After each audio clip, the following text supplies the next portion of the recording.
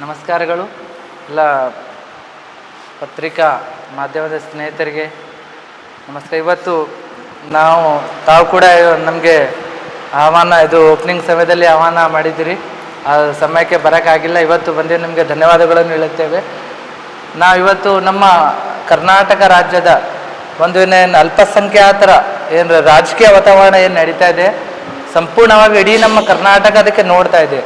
For example, ನಾವು ದಾವಣಗೆರೆ ಚುನಾವಣೆ ಪ್ರತಿಯೊಂದು ಜಿಲ್ಲೆಯಲ್ಲಿ ಇಷ್ಟು ದೊಡ್ಡ ಮಟ್ಟದಲ್ಲಿ ಚರ್ಚೆ ಆಗುತ್ತೆ. ಯಾಕೆಂದರೆ ದಾವಣಗೆರೆಯಲ್ಲಿ 85,000 ಮುಸಲ್ಮಾನರಿದ್ದಾರೆ. ಅಲ್ಲಿ ಸುಮಾರು 32 ವರ್ಷಗಳಿಂದ ಒಂದೇ ಫ್ಯಾಮಿಲಿಯವರು, ಅಜ್ಜ ಅವರು MLA ಅವರು, ಮಗ ಅವರು MLA ಮಂತ್ರಿಗಳು ಮತ್ತು ಸೊಸೆ ಏನಾದ್ರೆ MP ಅದರ. ಇವಾಗ ಅವರು ಶಾಮನೂರು ಶಿವಶಂಕರಪ್ಪ ಅವರು ನಿಧನದ ನಂತರ ಅಲ್ಲಿ ಅವರ ಮೊಮ್ಮಗ ಸಮರ್ಥ ಅವರಿಗೆ ಟಿಕೆಟ್ ಕೊಟ್ಟಿದ್ದಾರೆ. ಅಲ್ಲಿ ಏನು ಸಮಸ್ಯೆ ಆಗಿತ್ತಂದರೆ, ಅಲ್ಲಿ ಹೆಚ್ಚಿಗೆ ಮುಸಲ್ಮಾನರು ಇದ್ದ ಕಾರಣ ಎಲ್ಲ ಮುಸಲ್ಮಾನರು ನಾಯಕರು ಜಮೀರ್ ಅಹಮದ್ ಆಗಿರಬಹುದು, ನಜೀರ್ ಅಹಮದ್ ಆಗಿರಬಹುದು ಮತ್ತು ನಮ್ಮ ಮೈನಾರಿಟಿ MLAಗಳು ಕಾಂಗ್ರೆಸ್ ಪಕ್ಷಕ್ಕೆ ಹೈಕಮಾಂಡ್ಗೆ ಇದು ಒಂದು ಸೀಟನ್ನು ಮುಸಲ್ಮಾನರಿಗೆ ಬಿಟ್ಕೊಡಿ, ಯಾಕಂದರೆ ಇಲ್ಲಿ ನಾವು ಹೆಚ್ಚಿನ ಜನಸಂಖ್ಯೆ ಇದ್ದೀವಿ ಅಂತ ಅಂತಿಮವಾಗಿ ಚರ್ಚೆ ಆಗಿ ಮತ್ತೆ ಅದೇ ಕುಟುಂಬಕ್ಕೆ ಒಂದು ಟಿಕೆಟನ್ನು ಕೊಡ್ತಾರೆ. ನಂತರ ಏನಾಗುತ್ತೆ ಅಂದರೆ, ಅಲ್ಲಿ ಒಂದು ಸ್ವಲ್ಪ ಬೆಳವಣಿಗೆಗಳು ಆಗುತ್ತವೆ. ಯಾವ ರೀತಿ ಬೆಳವಣಿಗೆ ಅಂದರೆ, ಅಲ್ಲಿ ನಮ್ಮ ಮುಸ್ಲಿಂ ಸಮಾಜ ಅದರಿಂದ ವಿರೋಧವಾಗುತ್ತೆ. ನಾವು ಈ ಸಲ ಕಾಂಗ್ರೆಸ್ಗೆ ಓಟ್ ಹಾಕೋದಿಲ್ಲ. ಯಾಕೆ ಹಾಕೋದಿಲ್ಲ ಅಂದರೆ, ಲಾಸ್ಟ್ ಟೈಮ್ ಹೇಳಿದರು ಎಲ್ಲಿವರೆಗೆ ಅಜ್ಜವರು ಇರ್ತಾರೆ ಅಲ್ಲಿವರೆಗೆ ಮುಸಲ್ಮಾನ್ ಟಿಕೆಟ್ ಇಲ್ಲ, ನಂತರ ನಾವು ನಿಮ್ಗೆ ಕೊಡ್ತೀವಿ ಅಂತ. ಆದರೆ ಕೊಟ್ಟಿಲ್ಲ. ಆದ್ದರಿಂದ ಕೆಲವೊಬ್ಬರು ಸ್ವತಂತ್ರವಾಗಿ ಸ್ಪರ್ಧೆ ಮಾಡಿದ್ರು, ಚುನಾವಣೆ ಮುಗೀತು. ಮತ್ತು ಸಲೀಂ ಅಹಮದ್ ಸಾಹೇಬರು ಹಾಗೂ ರಿಜಾನ್ ಅರ್ಷದ್ ಪ್ರೆಸ್ ಮೀಟ್ಗೆ ಎಲೆಕ್ಷನ್ ನಂತರ ಪ್ರೆಸ್ ಮೀಟ್ ಮಾಡಿದ್ರು, ಹೇಳಿದರು ಕೆಲವೊಬ್ಬರು ಮುಸ್ಲಿಂ ನಾಯಕರು ದ್ರೋಹ ಮಾಡಿದ್ದಾರೆ ಪಕ್ಷಕ್ಕೆ ಅಂದೆ. ಮತ್ತೆ ದೊಡ್ಡ ಮಟ್ಟದಲ್ಲಿ ಚರ್ಚೆಗಳಾದವು. ನಂತರ ಜಬ್ಬಾರ್ ಸಾಬ್ MLC ಇದ್ದಾರೆ, ಅವರು ಕರ್ನಾಟಕ ರಾಜ್ಯ ಅಲ್ಪಸಂಖ್ಯಾತರ ಘಟಕದ ಅಧ್ಯಕ್ಷರು. ಅವರಿಗೆ ಏನು ಮಾಡಿದ್ರೆ, ಆ ಸ್ಥಾನದಿಂದ ಕಾಂಗ್ರೆಸ್ ಪಕ್ಷ ವಜಾ ಮಾಡುತ್ತೆ. ಮತ್ತೇನು ಮಾಡುತ್ತೆ ಅಂದರೆ, ಮತ್ತೆ 2-3 ದಿನದ ನಂತರ ಅವರು ಸಂಪೂರ್ಣವಾಗಿ ಅವರ ಸದಸ್ಯತ್ವವನ್ನೇ ತೆಗೆದು ಹಾಕುತ್ತೆ. ಆಮೇಲೆ ಸೆಕೆಂಡ್ ನಂಬರ್ ನಮ್ಮ ಕರ್ನಾಟಕ ಮುಖ್ಯಮಂತ್ರಿ ಪೊಲಿಟಿಕಲ್ ಸೆಕ್ರೆಟರಿ ಆದ ನಜೀರ್ ಅಹಮದ್ ಅವರಿಗೂ ಕೂಡ ಆ ಸ್ಥಾನದಿಂದ ವಜಾ ಮಾಡಿದ್ದಾರೆ. ಈಗ ನೆಕ್ಸ್ಟ್ ಟಾರ್ಗೆಟ್ ಜಮೀರ್ ಅಹಮದ್ ಸಾಬ್. ಇದು ನಾವು ಕಾಂಗ್ರೆಸ್ ಪಕ್ಷಕ್ಕೆ ನಾವು ಕೇಳಬೇಕಾಗುತ್ತೆ. 70 ವರ್ಷಗಳಿಂದ ಮುಸಲ್ಮಾನರು ಇಡೀ ದೇಶದಲ್ಲಿ ಕಾಂಗ್ರೆಸ್ ಪಕ್ಷಕ್ಕೆ ವೋಟ್ ಮಾಡಿದ್ದೀವಿ. ಇವತ್ತು ಏನು ಕರ್ನಾಟಕದಲ್ಲಿ ಕರ್ನಾಟಕ ಏನು ಆಡಳಿತ ಮಾಡ್ತಾ ಇದ್ದಾರೆ ಕಾಂಗ್ರೆಸ್ ಪಕ್ಷ, ಈ 2023 ಚುನಾವಣೆಯಲ್ಲಿ ನಾವು 92% ವೋಟ್ ಕಾಂಗ್ರೆಸ್ ಪಕ್ಷಕ್ಕೆ ಹಾಕಿದ್ದೀವಿ. ನಾವೆಲ್ಲವನ್ನು ಕಾಂಗ್ರೆಸ್ ಪಕ್ಷಕ್ಕೆ ಕೊಟ್ಟಿದ್ದೀವಿ. ಆದರೆ ಕಾಂಗ್ರೆಸ್ ಪಕ್ಷ ನಮ್ಗೆ ಏನು ಕೊಟ್ಟಿದೆ? ಬರೀ ಕೇವಲ ನಮಗೆ ಈಗ ರಾಜೀನಾಮೆ ಪಡಿತಾ ಇದೆ. ಆದ್ದರಿಂದ ನಾವು ಏನು ಕೇಳ್ತಾ ಇದ್ದೀವಿ ಅಂದರೆ, ತಾವು ಎಲ್ಲರೂ ನೋಡಿರ್ಬೋದು ಚರ್ಚೆಗಳಲ್ಲಿ ಅನೇಕ ಜನರು ಚರ್ಚೆಯಲ್ಲಿ ಭಾಗವಹಿಸಿದ್ರು, ಪಕ್ಷ ವಿರೋಧಿ ಚಟುವಟಿಕೆ ಮಾಡಿದ್ದಾರೆ, ಆದ್ದರಿಂದ ನಾವು ಅವರಿಂದ ಪಕ್ಷದಿಂದ ತೆಗೆದು ಹಾಕಿದ್ದೀವಿ. ನಮ್ಮ ಪ್ರಶ್ನೆ, ಬರೀ ಕೇವಲ ಮುಸಲ್ಮಾನರು ಮಾತ್ರ ಪಕ್ಷ ವಿರೋಧಿ ಚಟುವಟಿಕೆ ಮಾಡಿದ್ರೆ ತೆಗೆದು ಹಾಕ್ತೀರಾ? ಬೇರೆಯವರು ಕೂಡ ಅನೇಕ ಸಂದರ್ಭದಲ್ಲಿ ಪಕ್ಷ ವಿರೋಧಿ ಚಟುವಟಿಕೆ ಮಾಡಿದ್ದಾರೆ, ಅವರಿಗೆ ಯಾಕೆ ತೆಗೆದಿಲ್ಲ? ಫಾರ್ ಎಕ್ಸಾಂಪಲ್, ಇದೇ ನಮ್ಮ ಅಜ್ಜ ಶಿವಶಂಕರಪ್ಪನವರು ಬಹಿರಂಗವಾಗಿ BS ಯಡಿಯೂರಪ್ಪ ಅವರ ಮಗನಿಗೆ MP ಚುನಾವಣೆ ಆರಿಸಿ ತರಬೇಕಂತ ಹೇಳಿದರು. ಅವಾಗೇ ಅದು ಪಕ್ಷ ಚಟುವಟಿಕೆ ವಿರೋಧ ಇಲ್ವಾ? ಜಾತಿ ಗಣತಿ ಒಂದು ವರದಿ ಬಂದ ನಂತರ ಅವರು ಇದಕ್ಕೆ ವಿರೋಧ ಮಾಡಿದ್ರು, ಅದು ಪಕ್ಷ ವಿರೋಧ ಚಟುವಟಿಕೆ ಅಲ್ವಾ? ಮತ್ತು ಅನೇಕ ಇನ್ನಿತರು ಬೇರೆ MLAಗಳು, ಇದೇ ನಮ್ಮ ಉಪಮುಖ್ಯಮಂತ್ರಿಗಳು DK ಶಿವಕುಮಾರ್ ಅವರು ಕೂಡ ಒಂದು ಅಸೆಂಬ್ಲಿಯಲ್ಲಿ ನಿಂತು RSS ಪಾಠವನ್ನು ಹೇಳುತ್ತಾರೆ, ಅದು ಪಕ್ಷ ಚಟುವಟಿಕೆ ಇಲ್ವಾ? ಮತ್ತು ಸಿದ್ದರಾಮಯ್ಯ ಸಾಹೇಬರು ಇಕ್ಬಾಲ್ ಅಹಮದ್ ಸರಡ್ಗಿ ಅವರು ನಿಂತಾಗ ಅವರ ವಿರುದ್ಧ ವೋಟ್ ಮಾಡುತ್ತಾರೆ ಬೈರತಿ ಸುರೇಶ್ ಅವರಿಗೆ, ಇದು ಚಟುವಟಿಕೆ ಇಲ್ವಾ? ಪಕ್ಷ ವಿರೋಧಿ ಇಲ್ವಾ? ಹಾಗಾದರೆ ನಿನ್ನೆ ಪಾರ್ಲಿಮೆಂಟ್ನಲ್ಲಿ ನಡೀತಾ ಇದೆ 543 ಎಂ ಪಿಗಳಿಗೆ ಹೆಚ್ಚು ಮಾಡಿ 850 ಎಂ ಪಿಗಳು ಮಾಡಬೇಕು. ಇಂಡಿಯಾದಲ್ಲಿ 850 ಇಂಡಿಯಾ ಗಠಬಂಧನ ಇದೆ, ಅದಕ್ಕೆ ವಿರೋಧ ವ್ಯಕ್ತಪಡಿಸ್ತಾ ಇದ್ದಾರೆ. ಆದರೆ ನಮ್ಮ ಬೆಳಗಾವಿ ಅತ್ನಿ ಲಕ್ಷ್ಮಣ್ ಸವದಿಯವರು ಅದಕ್ಕೆ ಬೆಂಬಲ ಸೂಚಿಸ್ತಾರೆ. ಕಾಂಗ್ರೆಸ್ ಪಕ್ಷ ವಿರೋಧ ಮಾಡುತ್ತೆ, ಇವರು ಬೆಂಬಲ ಸೂಚಿಸ್ತಾರೆ. ಇದು ಪಕ್ಷ ಚಟುವಟಿಕೆ ವಿರೋಧ ಅಲ್ವಾ? ಅಲ್ಲಿ ಪ್ರಿಯಾಂಕಾ ಮಲ್ಲಿಕಾರ್ಜುನ್ ಖರ್ಗೆ ಅವರು ಹೇಳ್ತಾರೆ, RSS ವಿಷಾಕಾರಿ ಹಾವು ಇದ್ದಂತೆ, ಅದಕ್ಕೆ ಕೊಲ್ಲಬೇಕು. ಅದೇ RSSನವರಿಗೆ 3 ದಿನದ ಹಿಂದೆ ಉಡುಪಿಯಲ್ಲಿ ಜಿಲ್ಲಾಧ್ಯಕ್ಷ ಮತ್ತು ಕಾರ್ಯದರ್ಶಿ ಮಾಡುತ್ತಾರೆ. ಇದು ಪಕ್ಷ ಚಟುವಟಿಕೆ ಇಲ್ವಾ? ಬರೀ ಕೇವಲ ಮುಸಲ್ಮಾನರ ತಮ್ಮ ಹಕ್ಕನ್ನು ಕೇಳಿದರೆ, ಟಿಕೆಟ್ ಅನ್ನು ಕೇಳಿದರೆ ಇದು ಪಕ್ಷ ವಿರೋಧಿ ಆಗುತ್ತೆ. ನಾವು ನಮ್ಮ ಹಕ್ಕಿದೆ, ನಾವು ಕೇಳ್ತಾ ಇದ್ದೀವಿ.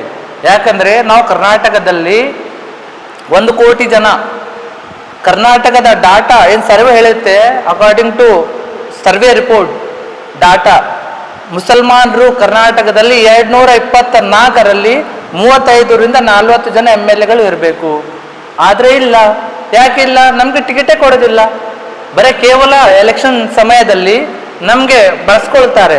ನಾವು ಬರೀ ಜಯ ಜಯ ಹಾಕಬೇಕು, ಜಿಂದಾಬಾದ್ ಅನ್ಬೇಕು, 8 ದಿನ ದುಡಿಬೇಕು ಎಲೆಕ್ಷನ್ ಸಮಯದಲ್ಲಿ, ಆಮೇಲೆ ನಮ್ಗೆಲ್ಲ ಮರ್ತು ಹೋಗ್ತಾರೆ. ನಮ್ದೊಂದೇ ಕೆಲಸ ಮಾಡೋದಿಲ್ಲ. ಇವತ್ತು ಹೇಳಿ, ಕಾಂಗ್ರೆಸ್ ಪಕ್ಷದವರು ನಮ್ಗೆ ಏನು ಕೊಟ್ಟಿದ್ದಾರೆ? ಮುಸಲ್ಮಾನರಿಗೆ ಏನು ಕೊಟ್ಟಿಲ್ಲ.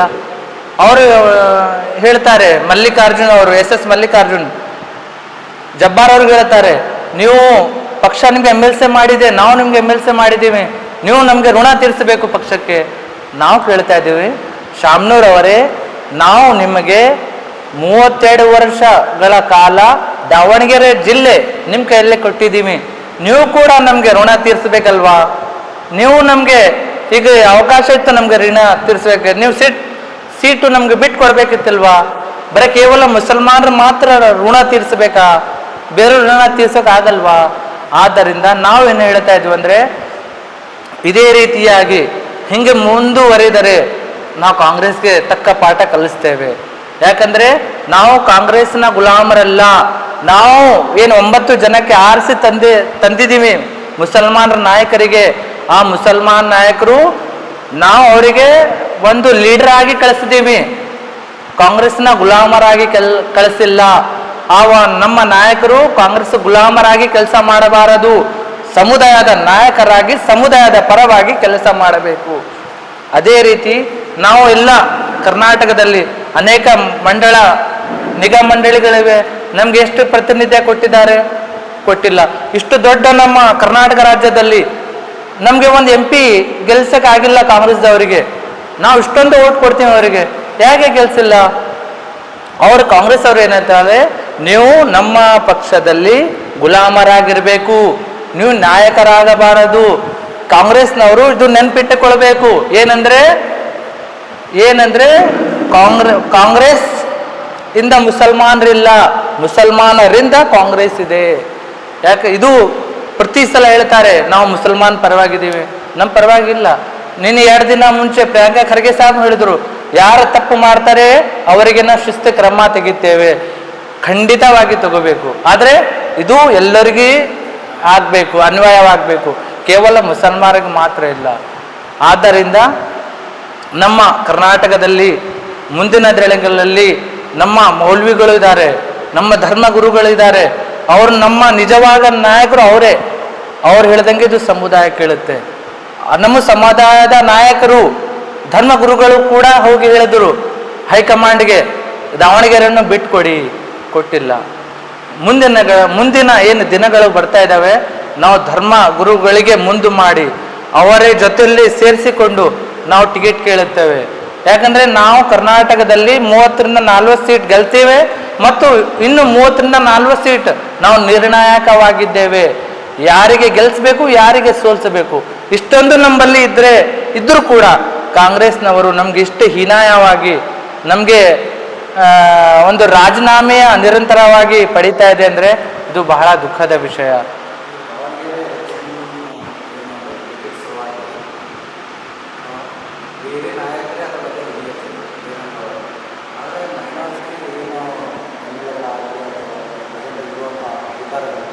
ಯಾರು ಧ್ವನಿ ಎತ್ತಿಲ್ಲ. ಆ ನಾಯಕರಿಗೆ ಇಲ್ಲ, ಕೆಲವೊಂದು ನಾಯಕರು ಹೆಂಗಿದ್ದಾರೆ ಅಂದರೆ, ಈಗ ಅವರು ಫಾರ್ ಎಕ್ಸಾಂಪಲ್ ರಿಜ್ವಾನ್ ಅರ್ಷಾದ್ ಆಗಲಿ, ಸಲೀಂ ಅಹಮದ್ ಆಗಲಿ, ಅವ್ರು ಯಾಕೆ ಗುಲಾಮ್ಗಿರಿ ಮಾಡ್ತಾರೆ? ಅವ್ರಿಗೆ ಭಯ ಇದೆ, ನಾವು ಕಾಂಗ್ರೆಸ್ ಗುಲಾಮ್ಗಿರಿ ಮಾಡಿದ್ರೆ ನಮ್ಗೆ ಮುಂದಿನ ದಿನಗಳಲ್ಲಿ MLA ಸಿಗುತ್ತೆ, ಇಲ್ಲಾಂದ್ರೆ ನಮ್ಗೆ ಟಿಕೆಟ್ ಕಟ್ ಮಾಡ್ತಾರೆ. ಯಾಕೆ ನಮ್ಮ ಅಲ್ಪಸಂಖ್ಯಾತರು MLAಗಳು ಆಗಲಿ ಇಲ್ಲಿವರೆಗೆ ಒಂದ್ಸಲ ಗೆದ್ದ ಮ್ಯಾಕೆ ಅವ್ರು ಇಷ್ಟು ಪ್ರತಿಭಾಶಾಲಿ ಆಗಬೇಕು, ಇಷ್ಟು ಪವರ್ಫುಲ್ ಆಗಬೇಕು, ನೆಕ್ಸ್ಟ್ ಅವರಿಗೆ ಯಾವುದೇ ಪಕ್ಷ ಟಿಕೆಟೇ ಅವಶ್ಯಕತೆ ಇಲ್ಲ. ಆದರೆ ಅವರು ಅದು ಪಕ್ಷದ ಕೆಳಗಡೆನೇ ಇದ್ದಾರೆ. ನೀವು ಒಂದ್ಸಲ MLA ಆದನಂದ್ರೆ ಜನರಿಗೆ ನೀವು ಕೆಲಸ ಮಾಡಿ, ಅಭಿವೃದ್ಧಿ ಮಾಡಿ, ಜನ ನಿಮ್ಗೆ ಪಾರ್ಟಿ ನಿಮ್ಗೆ ಟಿಕೆಟ್ ಕೊಡ್ಲಿಕ್ಕಂದ್ರೂ ಆಸ್ತಿರ್ತಾರೆ. ಆದರೆ ನೀವು ಆ ಮಟ್ಟಿಗೆ ಬೆಳೆದೇ ಇಲ್ಲ, ನಿಮ್ಮ ಕಾಂಗ್ರೆಸ್ ಪಕ್ಷ ಆ ಮಟ್ಟಿಗೆ ಬೆಳೆಸ್ಲಿಕ್ಕೆ ಕೊಟ್ಟಿಲ್ಲ. ಆದ್ರಿಂದ ನಾವು ಕೆಲವು ಕಾಂಗ್ರೆಸ್ MLAಗಳು ಅಲ್ಲಿ ಗುಲಾಮ್ಗಿರಿ ಮಾಡ್ತಾ ಇದ್ದಾರೆ.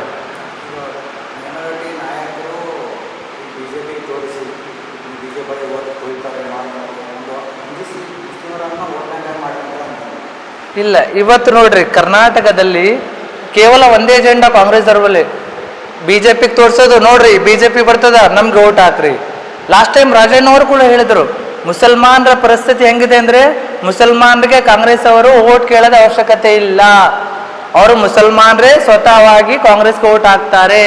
ಯಾಕಂದ್ರೆ ಅವ್ರು BJPಗೆ ಅಂಜಿ ಓಟ್ ಹಾಕ್ತಾರೆ. ಇದು ಪೊಲಿಟಿಕಲ್, ಇದೇ ಅವ್ರದ್ದು ಪಾಲಿಟಿಕ್ಸ್ ಕಾಂಗ್ರೆಸ್ದವ್ರದ್ದು. ಆದ್ರಿಂದ ಇವತ್ತು ನಾವು ಯಾವುದೇ ಪಕ್ಷಕ್ಕೆ ಹೆದರೋದಿಲ್ಲ. ನಮ್ಗೆ ಕಾಂಗ್ರೆಸ್ ಬಂದ್ರೆ ಅಷ್ಟೇ, BJP ಬಂದ್ರೆ ಅಷ್ಟೇ, JDS ಬಂದ್ರೆ ಅಷ್ಟೇ. ಅವ್ರು ಇಷ್ಟು ದಿನ ಏನ್ ಮಾಡಿದ್ರು, ಅಂಜಿಸಿ ಕಾಂಗ್ರೆಸ್ ವೋಟ್ ಮಾಡಿದ್ರು. ಅಂದ್ರೆ ಈವಾಗಿನ ಯುವ ಜನರೇಷನ್ ಏನು ಇದೆಯಲ್ಲ, ಅವರು ಹೆದರಂಗಿಲ್ಲ. ಯಾಕೆ ನೋಡ್ರಿ, 12 ವರ್ಷ ಆಯ್ತು BJP ಸರ್ಕಾರ ಇದೆ ಅಂದ್ರೆ ನಾವು ಹೆದರ್ತೀವ? ಆಯ್ತಾ? ಹಾಗಾದ್ರೆ 70 ವರ್ಷ ನಿಮ್ ಕೈಯಲ್ಲಿ ಇತ್ತಲ್ಲ, ನೀವು ಯಾಕೆ ಕೊಟ್ರಿ BJPಗೆ ಅದು 12 ವರ್ಷ? ಏನ್ ಬರೇ ಮುಸಲ್ಮಾನರೇ ಸೆಕ್ಯುಲರಿಸಮ್ ಇದೆಯಾ? ಬರೇ ಮುಸಲ್ಮಾನರೇ ಜಾತ್ಯತೀತ ಇದ್ದಾರ? ಬರೇ ಮುಸಲ್ಮಾನರೇ ಒಂದು ಟೇಕಾ ತಗೊಂಡಿದ್ದಾರ ಕಾಂಗ್ರೆಸ್ ಗೆಲ್ಸೋಕೆ? ಬರೀ ಮುಸಲ್ಮಾನರೇ ಓಟ್ ಎಲೆಕ್ಷನ್ ಕೇಳಿದ್ರೆ ನಮ್ಮ ವಿರೋಧ ಮಾಡ್ತಾರೆ ಕಾಂಗ್ರೆಸ್ದವರು, ಬೇರೆಯವರು ಮಾಡಿದ್ರೆ ಏನು ಮಾಡಂಗಿಲ್ಲ. ಅಂದ್ರೆ ನಾವು ಕೆಲಸ ಮಾಡಿದಾಗ ನಾವು ಕೂಲಿ ಪಡಿಬಾರ್ದ? ನಾವು ಕೇಳ್ತಾ ಇದ್ದೀವಿ, ನಾವು ಕೆಲಸ ಮಾಡಿದ್ದೀವಿ, ನಾವು ಕಾರ್ಯಕರ್ತರು, ನಾವು ನಾಯಕರು, ನಮ್ಮ ಸಮುದಾಯ ಅಭಿವೃದ್ಧಿ ಮಾಡ್ಬೇಕಂದ್ರೆ ನಮ್ಗೆ ರಾಜಕೀಯ ಬಹಳ ಮುಖ್ಯ. ಎಲ್ಲಿವರೆಗೆ ನಾವು ಮುಸಲ್ಮಾನರು ರಾಜಕೀಯದಲ್ಲಿ ಬರೋದಿಲ್ಲ ಅಲ್ಲಿ ತನ ನಾವು ನಮ್ಮ ಸಮುದಾಯದ ಅಭಿವೃದ್ಧಿ ಮಾಡಕ್ ಸಾಧ್ಯವಿಲ್ಲ. ಆದ್ರಿಂದ ನಮ್ಗೆ ರಾಜಕೀಯ ಬಹಳ ಮುಖ್ಯವಾಗಿದೆ.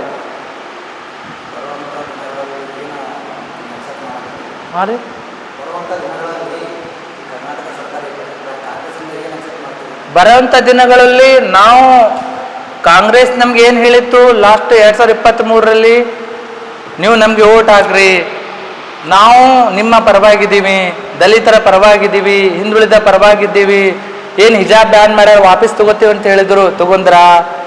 ಪ್ರತಿ ವರ್ಷ ಮೈನಾರಿಟಿಗೆ 10,000 ರೂಪಾಯಿ ಕೋಟಿ ಕೊಡ್ತೀವಿ ಅಂದ್ರೆ ಕೊಟ್ಟಿಲ್ಲ. ಆಯ್ತು, ನಿಮ್ಗೆ ಒಂದು ರಾಜಕೀಯ ಪ್ರತಿನಿಧ್ಯ ಕೊಡ್ತೀವಿ ಅಂತ ಹೇಳಿದ್ರ ಕಾಂಗ್ರೆಸ್ದವರು, ಮುಸಲ್ಮಾನ್ ಕೊಟ್ಟಿಲ್ಲ. ಬರೀ ಸುಳ್ಳು ಹೇಳ್ತಾ ಇದ್ದಾರೆ, ಏನು ಕೊಟ್ಟಿಲ್ಲ. ಇಲ್ಲಿವರೆಗೆ 2B ರಿಸರ್ವೇಶನ್ ರಿಸ್ಟೋರ್ ಮಾಡೋಕ್ಕಾಗಿಲ್ಲ. ಬರೀ ಈ ಆಧಾರದ ಮೇಲೆ ಓಟ್ ತಗೊಂಡ್ರು ಮುಸಲ್ಮಾನರು, ಆದ್ರೆ ಇಲ್ಲಿವರೆಗೆ ಒಂದು ಕೂಡ ಇಂಪ್ಲಿಮೆಂಟ್ ಮಾಡಿಲ್ಲ. ಆದ್ರಿಂದ ಮುಂದೆ ದಿನಗಳಲ್ಲಿ ಇದೇ ರೀತಿಯಾಗಿ ಕಾಂಗ್ರೆಸ್ನವರಿದ್ರೆ ಮತ್ತು ನಾವೊಂದು ಸ್ಟೆಪ್ ತಗೋಬೇಕಾಗುತ್ತೆ. ಯಾಕಂದ್ರೆ ಮುಸಲ್ಮಾನರು ಕಾಂಗ್ರೆಸ್ ಗುಲಾಮರಲ್ಲ. ಕೆಲವು ನಾಯಕರು ಕಾಂಗ್ರೆಸ್ ಗುಲಾಮ್ ಇರ್ಬೋದು, ಆದ್ರೆ ಮುಸಲ್ಮಾನರ ಸಮುದಾಯ ಇಲ್ಲ.